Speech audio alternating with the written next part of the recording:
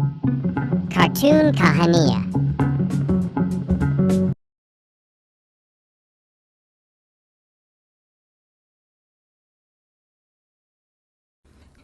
इस कहानी के पहले भाग में आपने देखा कि कैसे रति की शादी एक ऐसे घर में हो जाती है जहां उसकी सास सौतेली होती है और वो पूरे घर वालों को अपने इशारों पर नचाती है।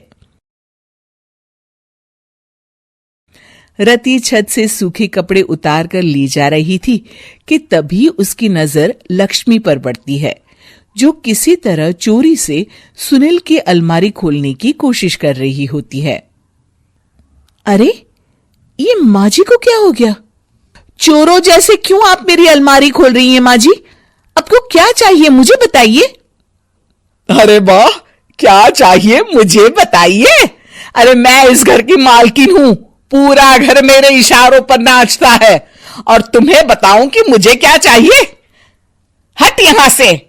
और वो उसे जोर से धक्का देती है। जैसे ही लक्ष्मी रति को धक्का देती है, उसके सर पर चोट लग जाती है और वो बेहोश होकर गिर जाती है। रति के आसपास पूरा परिवार खड़ा रहता है। डॉक्टर जैसे ही उसे देखकर जाता है, रति को होश आता है। अरे बेटा, तुम दूर क्यों खड़े हो? मेरे पास आओ, मैं तुम्हारी माँ हूँ, कमला। रति के मुंह से लक्ष्मी सारंग की माँ का नाम सुनती है तो हैरान सी रह जाती है। क्या बोला रति बहू? चुप कर डायन, तूने मेरे पति और बेटे का हाल बेहाल कर दिया। अब तू मेरी बहू को भी गुलाम बनाना चाहती है? रुक, अभी मजा चखाती हूँ। ये कहकर जैसे उसे पकड़ने की कोशिश करती है, लक्ष्मी वहां से भाग जाती है।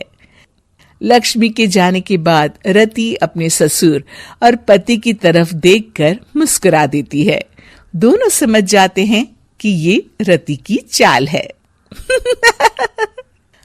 अगली सुबह लक्ष्मी का पति खाना लेकर खेत में जाने के लिए निकल ही रहा होता है कि लक्ष्मी उसे रोक देती है।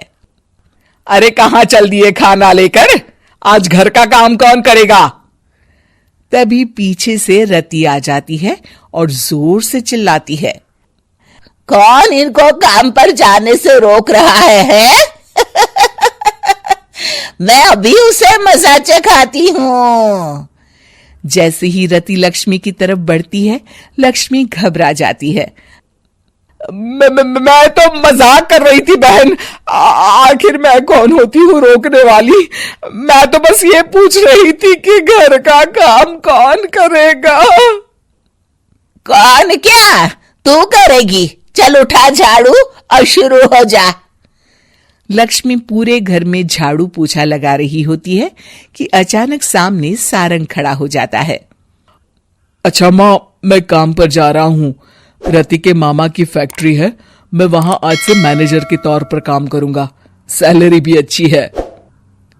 अरे सारंग, तुझे क्या जरूरत पड़ गई काम करने की?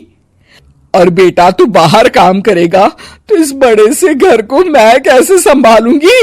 अभी तो पूरा काम बाकी पड़ा है। तभी वहां रति आ जाती है। अरे बेटा सारंग, जा, नौकरी पे जा रहा है ना, जा। और हाँ, आते वक्त घर के लिए सब्जियां ले आना। ये लक्ष्मी बैठी बैठी मोटी हो रही है, जरा काम भी तो कर ले। सारंग के जाने के बाद, अच्छा लक्ष्मी, सुन जरा यहाँ। लक्ष्मी अपनी बहू रति को सारंग की पहली माँ जो मर गई है वो समझकर उसके पास जाती है। अरे बहन, ऐसा क्या हो गया जो तुम्हें वापस आना पड़ा? मैं तो बड़े ही प्यार से इस परिवार को चला रही थी। प्यार से तो मैं बहुत साल से तुझे मजा चखाना चाहती थी, लेकिन किसी औरत का शरीर मुझे नहीं मिल रहा था प्रवेश करने के लिए। अब से ना मैं बहू के शरीर में रहूंगी। और हाँ, तूने कोई भी चालाकी दिखाई या मेरे घर के लोगों को परेशान करने की कोशिश की तो तेरा गला दबा दूंगी।